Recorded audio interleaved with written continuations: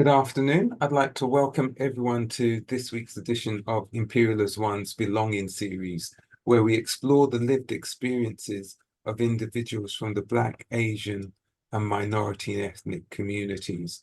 Individuals who have shared their stories or are willing to share their stories about how they gained their sense of identity and their sense of belonging. And this week, I say this every week, and every week I've been proven right, is that we've got a really special guest, and that is Samuel Aygei-Mensah. And Samuel is a professor in the Department of Geography at Ghana University, and he's also the University of Ghana, sorry, and he's also one of the provost visiting professors of public health here at Imperial College. So Samuel, I'm really looking forward to our conversation this afternoon. So I'm going to start off by asking my first question, which is, can you tell us a little bit about what it was that as you were growing up gave you your sense of identity and sense of belonging? Thank you very much for the opportunity to share with you some of my life experiences. I think first, my family, father, mother. My father was a civil servant. My mother was a teacher. So I think it was their ambition to give their child one of the best education. So fortunately, I found myself at Prempeh College, I think one of the prestigious secondary schools in the country. It was a boarding house, so you get the opportunity of also relating to people from diverse tribal. We have quite, Ghana is a multi-ethnic society, so I think I began to get to know other people from other parts of the country. But I think one thing about Prempeh College, I think it was built on the Presbyterian model. I think the first headmaster of the school was Reverend Sidney Nelson Pearson, a Scottish teacher theologian. So that Presbyterian model of instilling discipline, Christian values, etc., it's something which is really associated with the school. I mean, one of our former president, Kufuor, attended Prempeh College. So Prempeh and the family gave me that initial sense of hard work, honesty, those Presbyterian values. Then I entered the University of Ghana, where you begin to also be exposed to people from different ethnic groups, specialities, etc. So through student activities, etc., you also get to know much about people. But I think where I was exposed to foreign cultures were when I had my graduate education in Norway.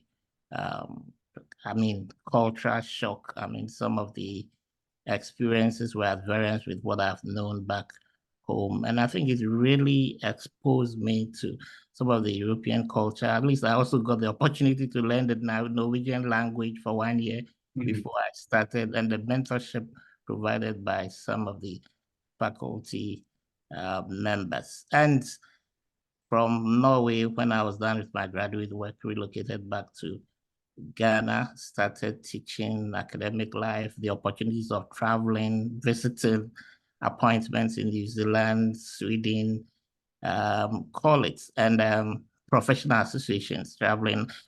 Almost every year I was going to Population Association of American meetings, and these were every year, new city, Boston to Washington, etc. So I think both the exposures and more fundamentally, the early beginnings, the Presbyterian values really gave me that identity that I carry now. Thank you. Fantastic. That was a whistle-stop tour. I love that. Right. I'm going to go back a little bit to where you talked about the Presbyterian values and the fact that you went to the same school as one of the former presidents of Ghana, which I think is absolutely brilliant.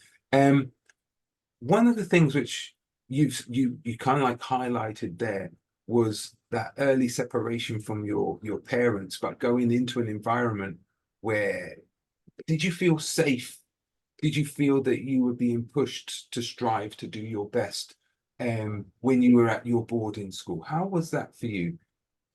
That's quite interesting. I even forgot to say that I'm a family of four siblings. So my elder brother was in the same house, the same Mhm, boarding house. So in a way, there's that tendency, we use the term called homo, where some of the seniors would like to, in a way, drill you or not to beat you as such to.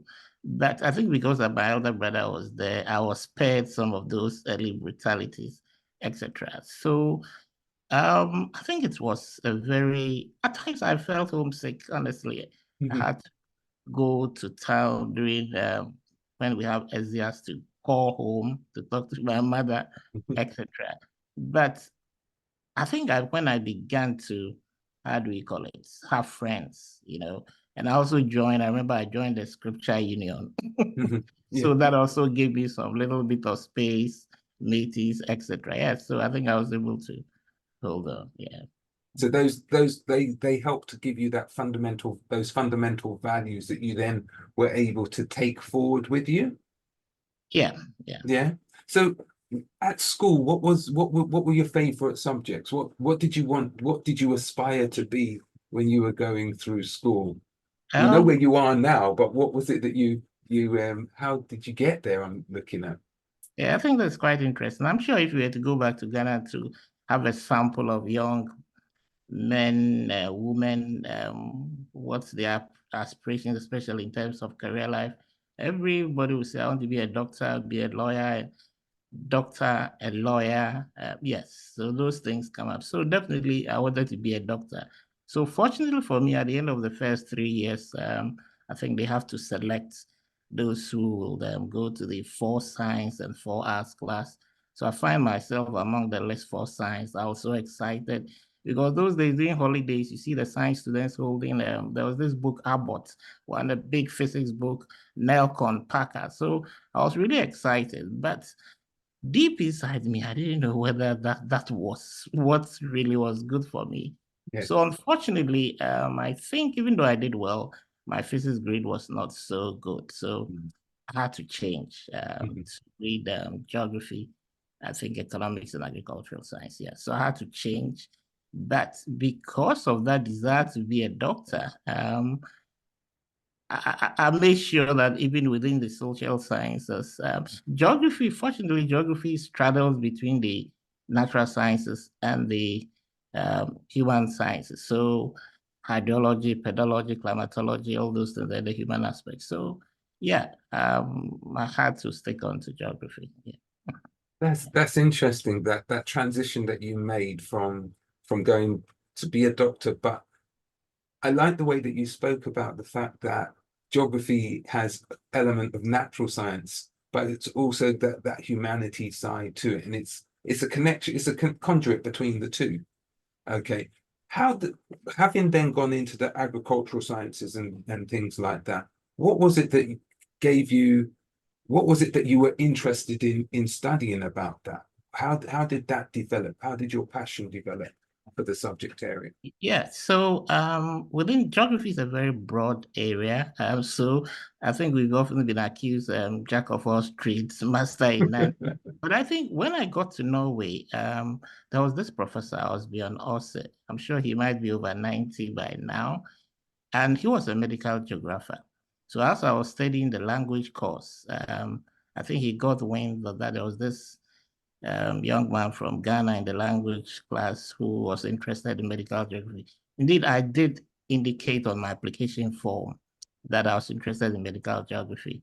And fortunately, I wrote an undergraduate long essay, a hard copy. So I took that hard copy to me in Norway. So one day he invited me that he said that I'm interested in medical geography. And I said yes. And I said I even have a copy of my undergraduate long essay. So he took a copy, and from there, I think we became very, very good friends. Even before I finished the language course, we started talking about medical geography, and I think he was a complex scholar and had a lot of influence on me. He started giving me some of his publications, and I noticed that they were in quite respectable journal outlets, Social Mhm. Science, Medicine, American Journal of Epidemiology. So those made a very big influence, especially on me. Yeah. So, so, So, sorry. oh, please go ahead. Well, I was going to just backtrack slightly to ask the question of how was it that you got to go to Norway? What was the process of you going from the University of Ghana to Norway?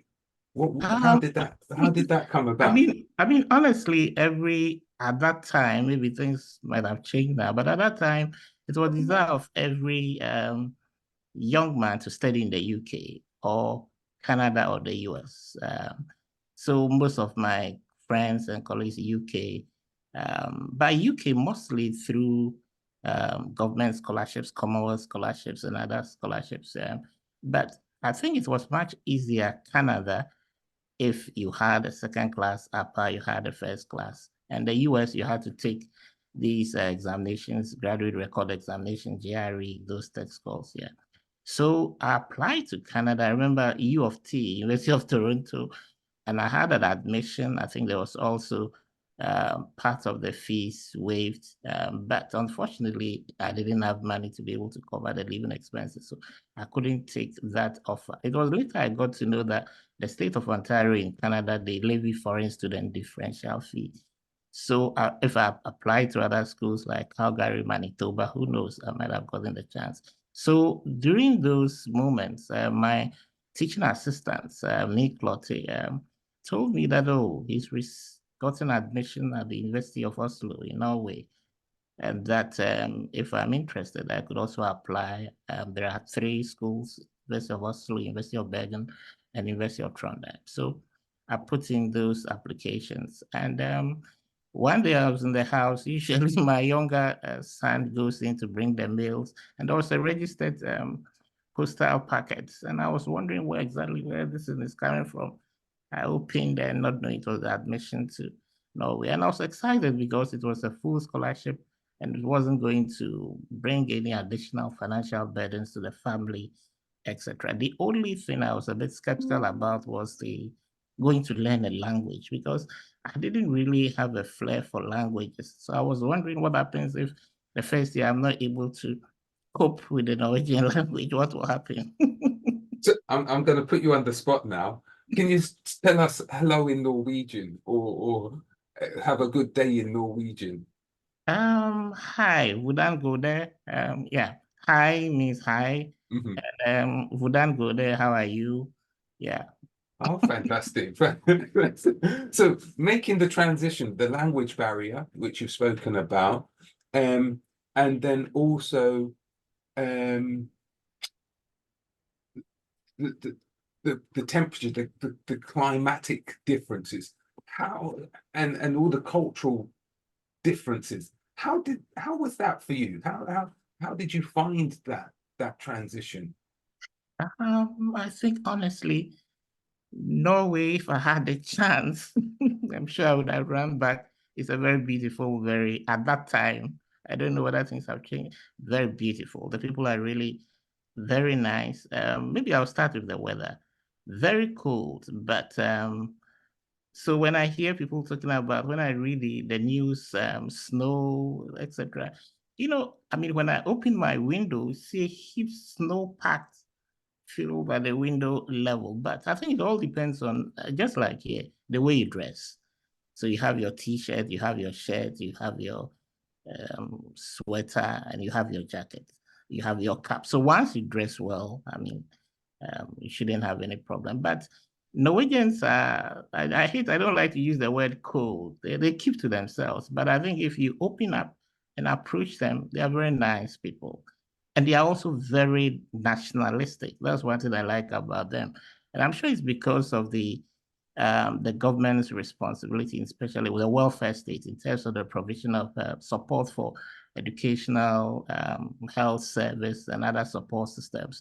They want to protect what they have. So I don't think a Norwegian will collude with anybody.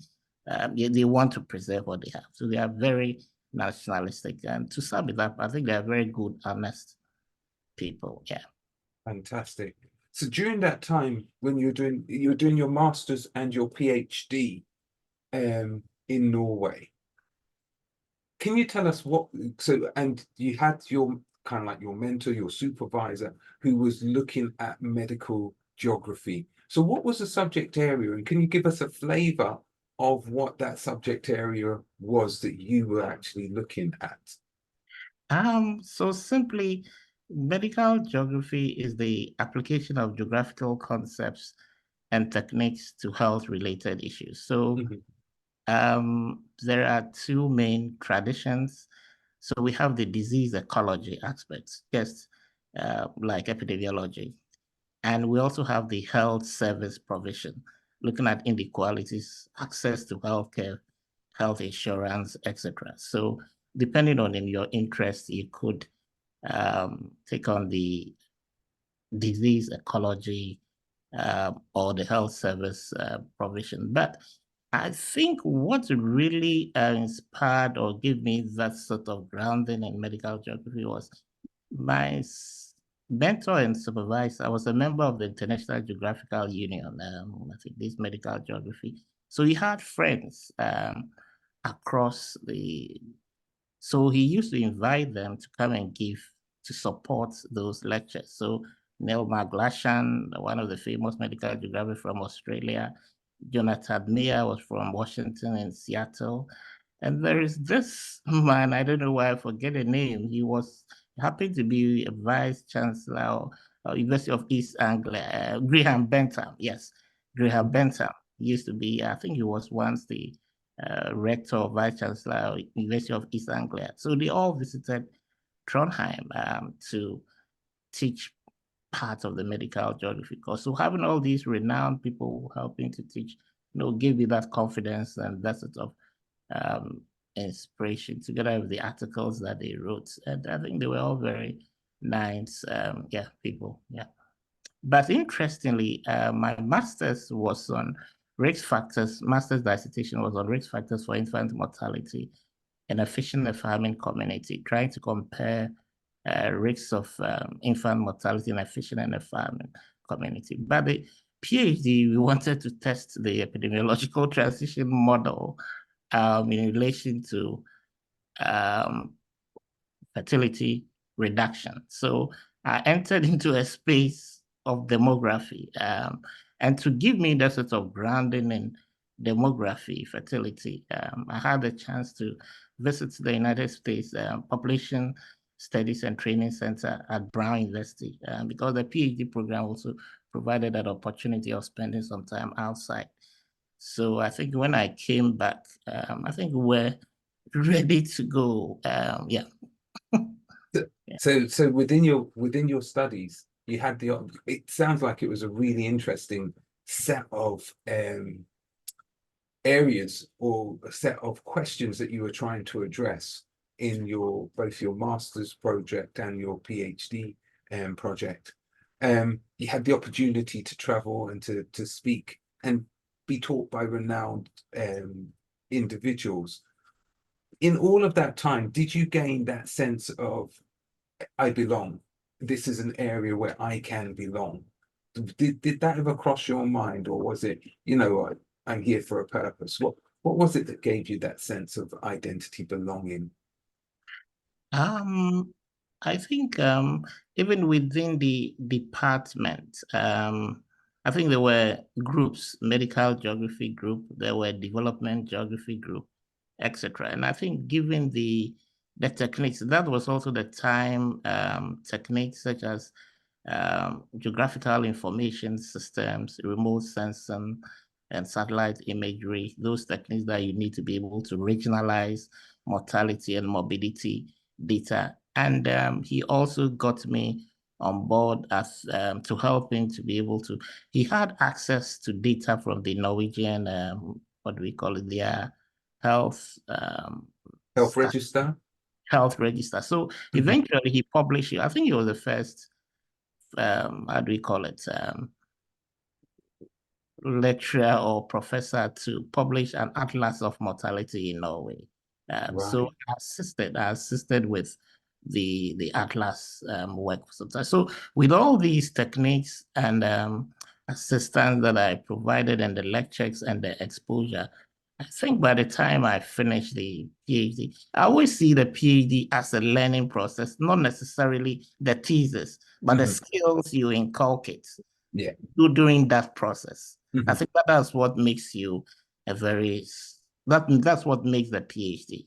The skills, the techniques, the exposure, and at times even offering a critique of published Yeah. assignments here. So Yeah. that's what that back home in Ghana. At times I give articles to my students just to offer a critique to see their sense of critical thinking. Yeah.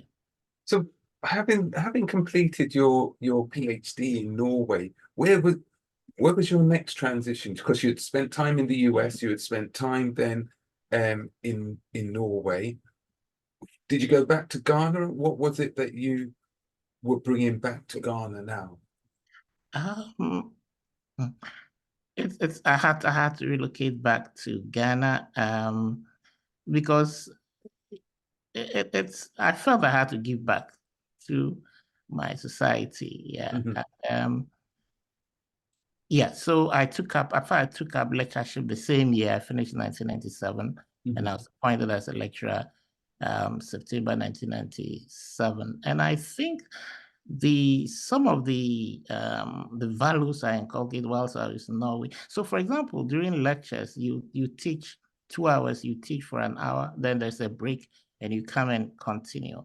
This wasn't the tradition at the university. So the 2 hours, a lecturer teaches whole 2 hours. So when I took up the lectureship and I said they should go for a break, um, I remember I think I overheard some of the students saying that, hey, this lecturer there, I mean, this lecturer, I understand he studied abroad. I mean, they started making, but what I realized too was that some of the students were very stubborn. When you give them the break, they never return back. Oh no. Yes. They never return back. So I had to tell them to warn them that if you don't come back, never get back to my lectures. But I think I try to inculcate some of these values in students to make the lectures more engaging and interactive Yeah. rather than, I don't think we had PowerPoints at that time, but there was this screen, you make slides, projectors, Yeah. yeah, and you underlay them. Yeah. So right from the word go, that was what I was using instead of, I don't want to talk about that. I think that wasn't the most common way of lecturing at times. Some people come and dictate notes, but I said no. Um, I will come and just lecture rather than dictating notes and try to make it more interactive. So, and I was also very conscious of time, but I think gradually, so even students were late for about 5, 6 minutes. I couldn't tolerate it. Please get out. I would just get out of my class. But I think now I've become a bit tired, even if they come after 10 minutes. But I think those strictness and trying to make sure that, yeah, in a way it works. It Mhm. works. Yeah. Mhm. No, I understand. I understand. If you were a man of principle, you want people there on time. I totally understand that. I do understand that. So, how then? So, whilst you're doing your lecturing and stuff, what was your underlying research? What were you looking for? What were you trying to understand to discover? I think one good thing about the Norwegians was that after relocating, we had to submit a research proposal. I think it's NUFU. I think the acronym is NUFU. What was it? Norwegian Overseas Development Agency for research. I think it was titled "The New Faces of Poverty." So there were various strands. There were health components. There was also a development-oriented component. So that really provided me with the initial push. So we got funded, and it also gave me the opportunity of spending some time in Norway. And whilst I was in Norway, I also asked to engage with some of the teaching. My supervisor asked me to teach in some of the medical geography classes and getting extra money as well. So the research kept me very active right from the beginning. And it was also a South-South collaboration in the sense that it wasn't only collaboration between University of Ghana and University of Trondheim or Norwegian University of Science and Technology. We also involved University of Cape Coast, one of the other universities in Ghana. So faculty from University of Cape Coast from the University of Ghana also had the opportunity to travel to Norway. I mean, brief periods, 2 to 3 weeks, yeah, to also conduct their own research. So that research activity through the NUFU project, New Phases of Poverty, which was very encompassing, broad encompassing to be able to plug in one's individual research agenda, really helped me at the beginning until I started attending conferences. And as I remember, there was one Population Association America conference where after the meeting, Professor John Wicks at the San Diego State University asked me whether I wanted to accompany him to San Diego to give a lecture to his students. And that was when, because when you get that, they give you an award, Population Association America Travel Award. The stipend was not all that very, they pay your airfare and a little money. But going to San Diego after the lecture, John Weeks gave me a check. And I realized, that's when I realized that academics pay a little. It pays. I was really surprised with that. And I remember one of my friends was telling me that you've become an academic entrepreneur. I said not yet, but that really inspired the research activity. Then those collaborations and networks began. And it was through attending such meetings, one in Boston, Population to America in Boston in 2004. There was a side event at Harvard University on health in African cities. That was where I met Professor Majid Ezati at Public Health Career College now. And that was the beginning of a much broader collaborations with air pollution monitoring in Ghana from the National Science Foundation Fellowship through the Pathways to Equitable Healthy Cities Wellcome Trust. And now we are moving on to another project next year on clarity, on climate change. Yeah. So based on what you've said, a lot of the, I'm going to say kudos, or a lot of the, you gained a lot of reputational respect because of being able to attend conferences and being able to collaborate with a range of different individuals, and hence that seemed to help propel your career. Am I right in saying that? Without those, especially, it sounds especially that when you spoke about the fact that you had to put in that research grant when you were in Norway, and that helped to fund one of your first kind of like research projects, across international research project. So to me, it sounds, you could correct me if I'm wrong, as though it was very important you establishing a strong network of people who could support the work which you were doing. Yeah, I think you are right. So I think in academia, networks very, very critical. And you also need to build that reputation for people to trust you. Yeah, your credibility and reputation are very, very essential. And once you're able to establish that, yeah, it helps networks. But it wasn't only about maybe Europe, America, etc. I think I also made a conscious effort to get myself involved in regional association groups as well as national association groups. So, for example, the Union of African Population Studies, I was a member. So meetings at Entebbe, Uganda, other parts of Africa, I was also attending. So I think I also established that network and collaborations with African population and health science, as well as national. We also have the National Geographical Association.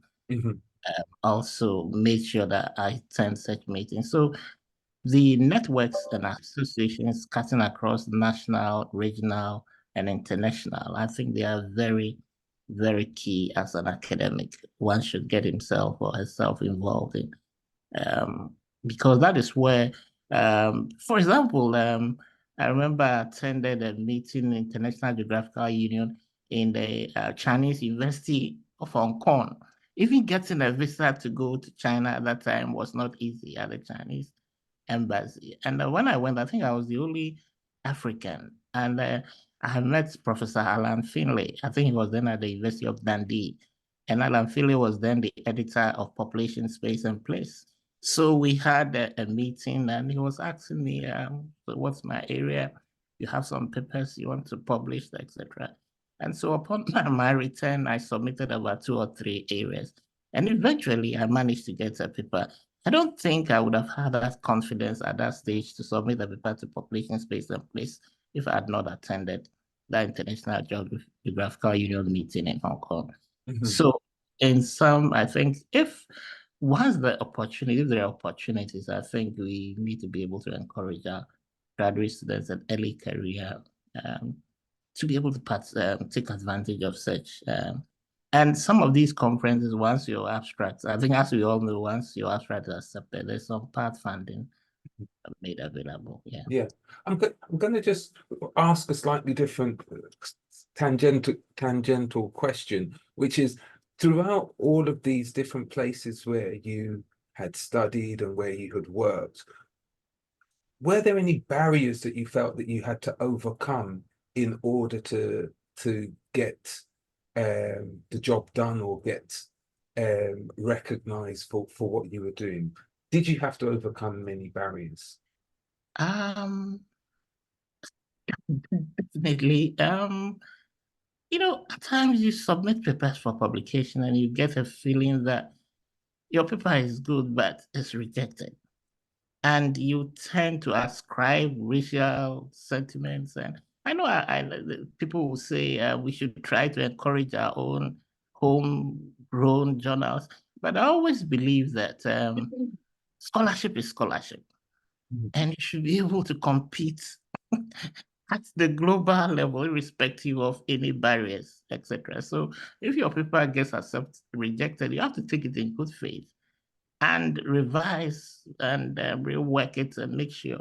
I mean, it's good to publish locally, regionally, but I think if you want to remain competitive, it's equally important to make sure that you push some of your papers at the international space to get that recognition. I mean, we publish in African journals, we publish in Ghana journals, but I also have to make sure that some of my papers are placed internationally to be able to Mhm. compete Mhm. globally. Yes, so there are setbacks.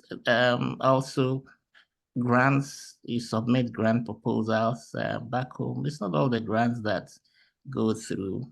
Some, unfortunately, some get rejected. But I don't think, I think I've been able to overcome some of these things, not a bit resilient. I don't take things personally. If things do not go well, I mean, I re-examine, I repackage. I don't ascribe personal maybe that proposal was not good at that time. So why not Mhm. rework it and resubmit somewhere else? Mhm. I don't give up. Yeah. I like that. I like that. I like that idea that I don't give up. you keep it. You're pragmatic. It's Yeah. Yeah, I've been using the word pragmatic. It's interesting because then I also teach this course. It's very interesting, philosophy of the social sciences, Mhm. where we take students through explanations in the social sciences. So pragmatism is realism, pragmatism, what do we call it? All these humanistic approaches. Yeah, Yeah. maybe. So, but mentioning pragmatism, because I know last year one of my PhD students his philosophical underpinning for his thesis was pragmatism. So about pragmatism makes yeah. Mm. What I'm gonna do is I'm gonna see if there's anyone in the audience who also wants to ask some questions. I still have a couple more, but if anyone in the audience um does want to ask a question, if you want to raise your hand and then I'll come to you. I want to know just before anybody does put their hands up. I want to know. So at the moment, you're at Imperial College as one of the provost's visiting professors. What is it that you're hoping to achieve from the role that you're playing here now? what would you like to see come of that? As part of the application for the provost visiting professorship, I think I indicated some things that I wanted to achieve, and I was assigned a mentor. So I have a plan, and I think occasionally, I think next month they have been meeting my mentor.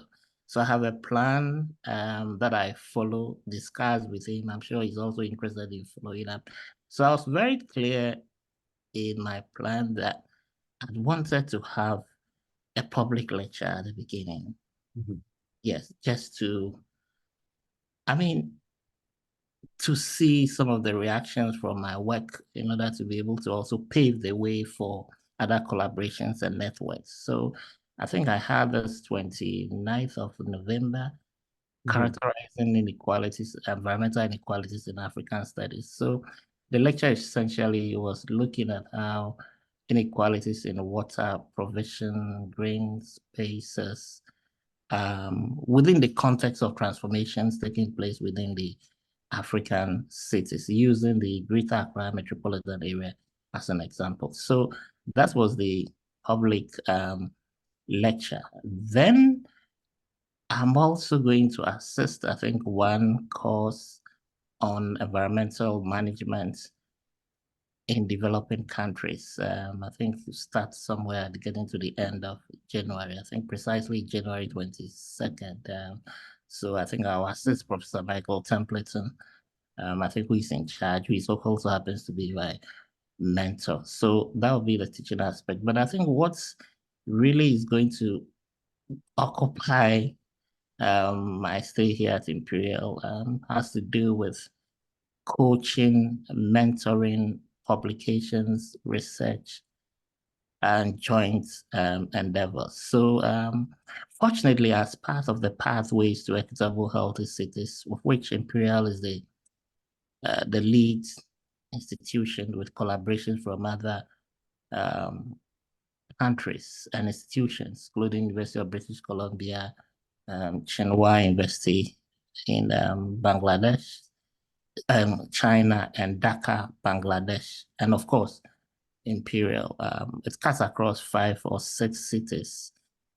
We've also established these networks and involved doctoral as well as postdoctoral students. So we've had publications with one of our students in Ghana, PhD student with Imperial faculty, but he's going to defend his thesis next week.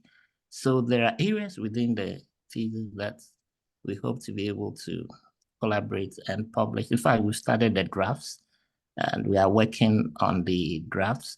There's also another PhD student working on transport with another faculty member from Imperial, Haruna Sikuna, on transport. In fact, his abstract based on his thesis has been accepted for the first transport conference in Cape Town next February, March. Yeah, so it's helping with the pathways collaborative efforts, paving the way for research publications. And we've also working on floods adaptation within the Tamale, the third largest city. And there's a research associate, Ben Howard, who was in Ghana whilst I was there. I think we're in Tamale to conduct some focus group discussion, stakeholder engagements. And another wing of the Pathways project is co-production, which also involves other faculty from King's College, Professor Franz Beckhoff.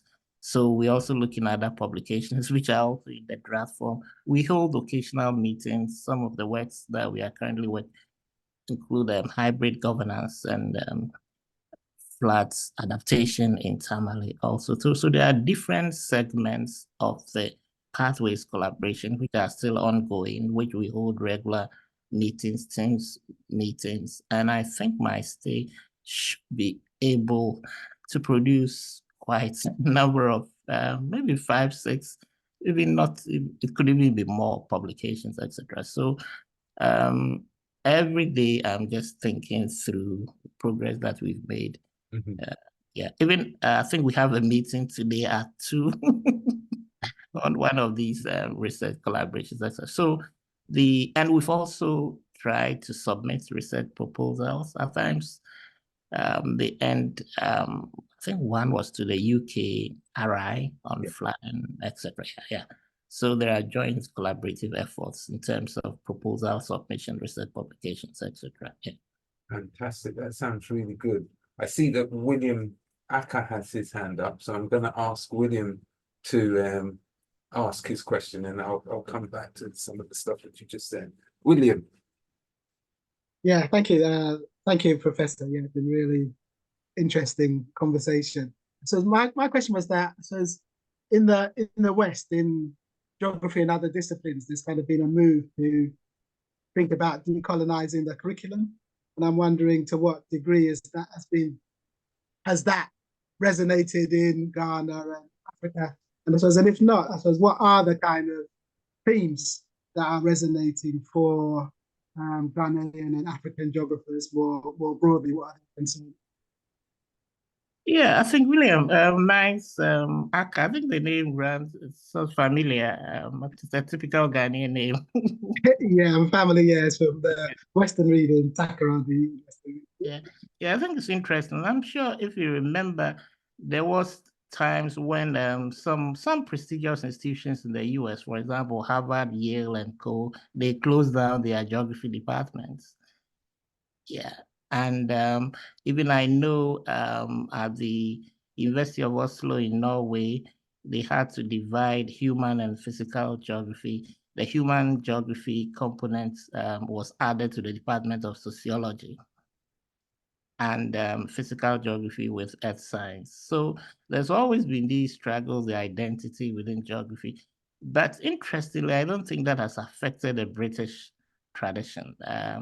So if you realize Oxford still has the School of Environment and Geography, most UK institutions still have geography departments, etc. And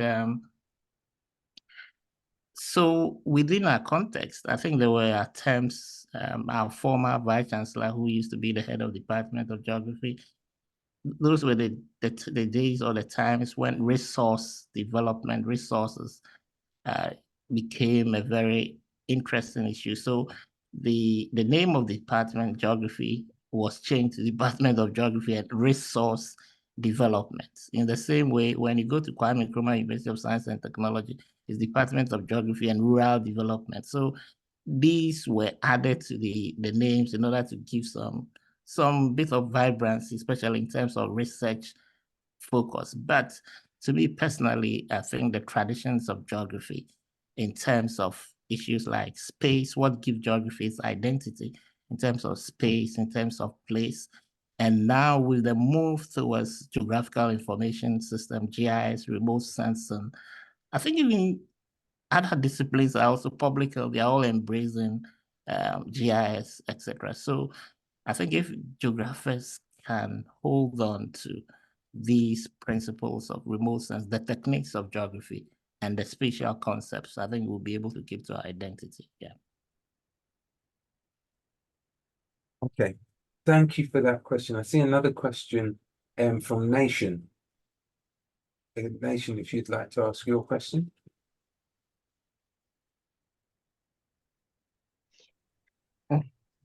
Good afternoon, and thank you for sharing your experiences on this interview.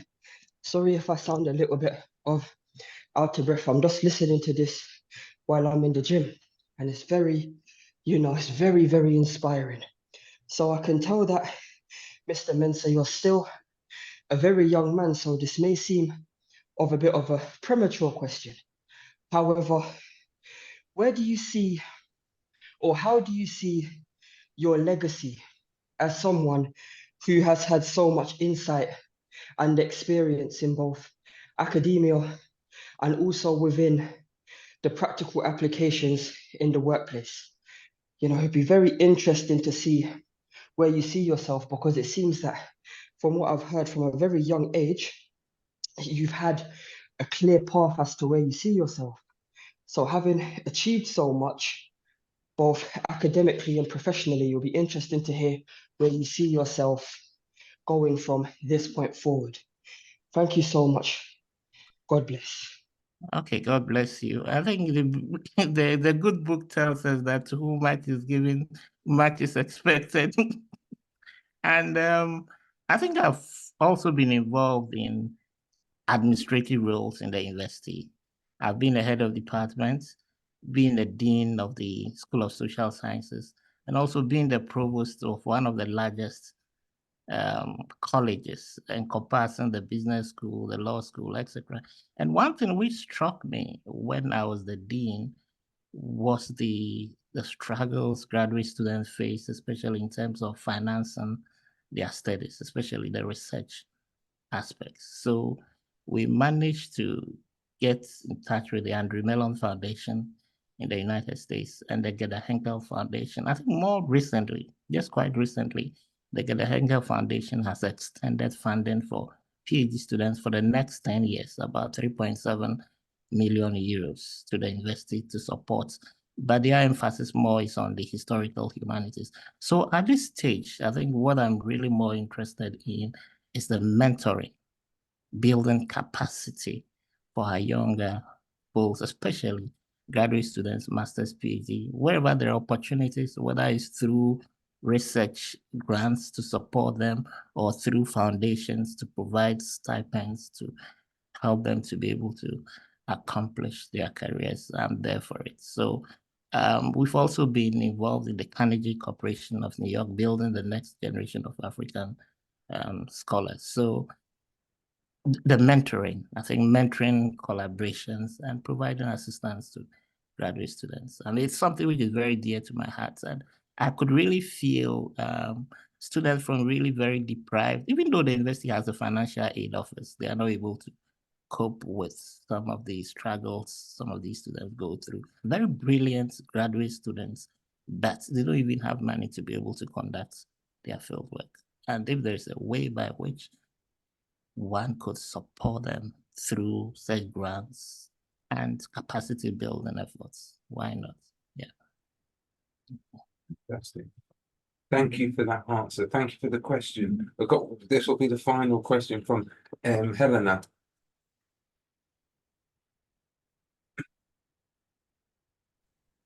Hi, can you hear me? Yes, we can. Thanks. Yeah, thank you. Thank you so much for your presentation. So, I'm a geographer as well, and I was really, amazed to hear about medical geography. So I have never heard about that one before, but I want to know if it intersects at all with medical anthropology. Do you intersect with medical anthropologists? Because it seems a bit of a crossover in some parts. Yeah. May I know who is speaking? Sorry, my name's Helena. Okay, so are you at Imperial? No, I'm not at Imperial. So I did my undergrad in geography and environmental sciences, and then my master's in geography and third world development, specializing in geomorphology. Okay. And then I was looking at other more studies, and I saw I was quite interested in medical anthropology, but I'd never seen medical geography for some reason. It never cropped up. I don't know.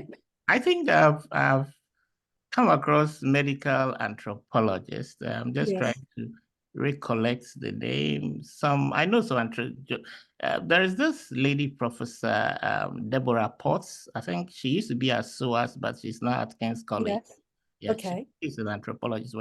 But essentially, medical geography, I think I said earlier, is the application of geographical concept techniques to health-related issues. And there have been two main traditions. The epidemiology aspect, the disease ecology, looking at how population, environment, and behavior impacts on health. And we have the health service provision, access, issues about health insurance, access to healthcare, inequalities, etc. But there's been a third tradition, which is championed by Professor Robin Keynes from the University of Auckland in New Zealand, and that is health geographies, where they place emphasis on place. So health geographies uses the softer aspects, methodological aspects, which is much in tune with anthropology, trying to reconstruct people's identities with respect to diseases, spending more time, especially emphasis on places and reconstructing their health beliefs, etc.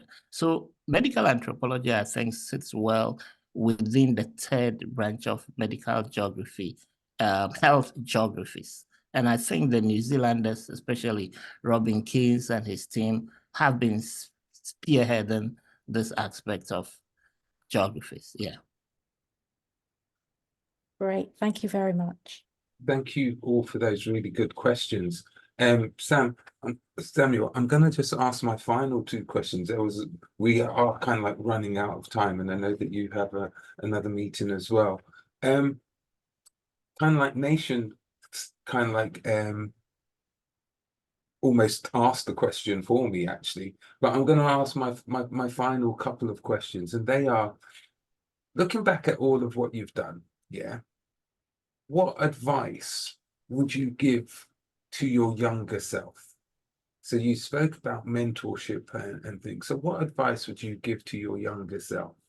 And then the second part of the question is, looking back at everything that you've done, what do you think your younger self would look at you now and say, wow? Okay, so what advice would you give to your younger self? And what do you think your younger self would look at you now and say, wow?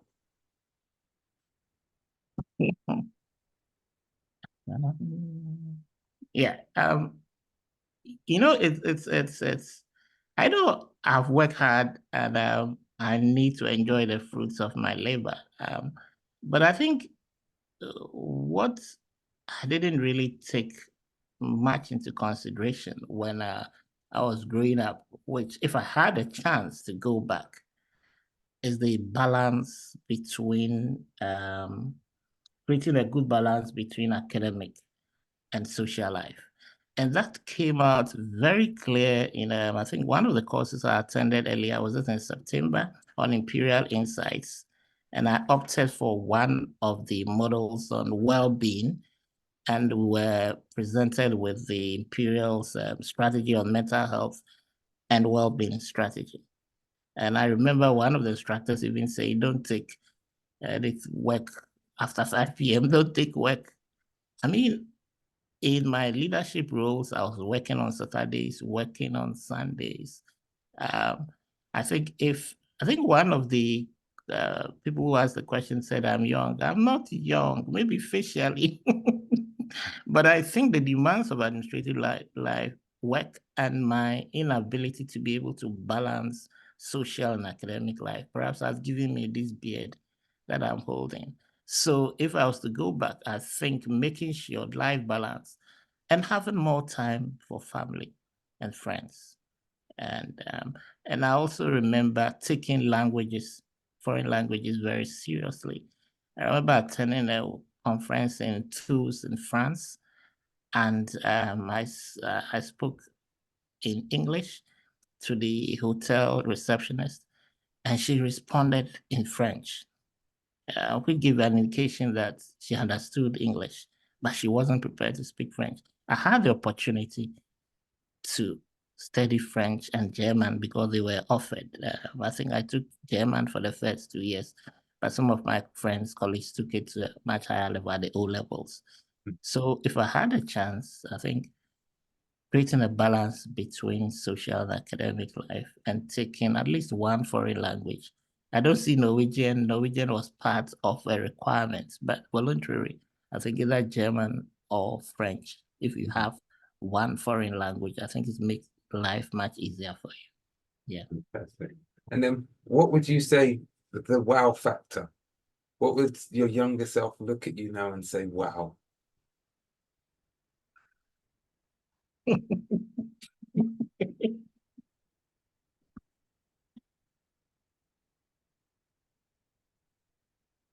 Don't know whether it could also I think it's we'll be a bit proud of the achievements.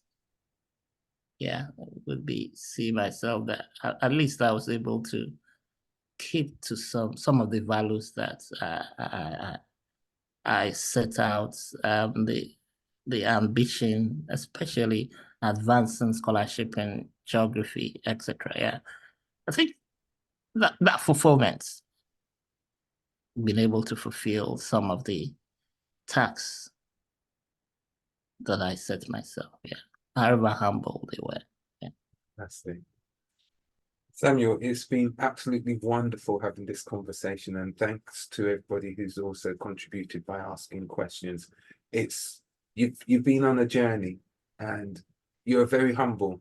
I can see that, and that has helped you to, from our interactions, I can see that has helped you to create a pathway which isn't just for yourself, but for many others who are looking on and following on in the traditions which you've put down. So I want to really say a big thank you. And we are here to help you whilst you're here at Imperial to fulfill those ambitions that you have for the role that you're currently in. You've had many experiences, and we want to ensure that we can all learn and gain mentorship from what you have to offer, and hopefully we can help to offer you more help and assistance going forward. So Samuel, I want to just say a very big thank you for being our guest this week, and I'm just gonna let everybody know what's happening with next week's guest as well. So thank you again. You just stay on, and then we will have a little after conversation. Okay. Thank you very much for having me as well. Yeah, that's brilliant. So next week, we're going to have Professor Iman Kanjo, and she is a professor of pervasive computing at Nottingham Trent University, the recipient of the Turing Network Development Award, and also a Provost Visiting Professor. And she'll be our guest next week. If you're in the area on Wednesday the 17th, that's this Wednesday between 12:30 and 1:30, please come and join us, because we're going to have Dr. Linda Ince Greenaway. And she's been a guest on Belonging before, but she's going to be coming because she's going to be giving us a live discussion about her book, Hard Truths, Growing Out of Adversity. So please sign up and come along on Wednesday. And if you have missed any of the other Belonging episodes, then please go to our YouTube channel, which is tinyurl.com/belonging-IAO. It's really great to have so many people who have, as I've said, shared their stories, have given us a sense of what it is that helps them to belong. And it's when we start hearing other people's stories and we start understanding their experiences that we can start to look at ourselves and actually understand how it is that we've come to gain our own sense of identity and sense of belonging. So until next week, have a good week.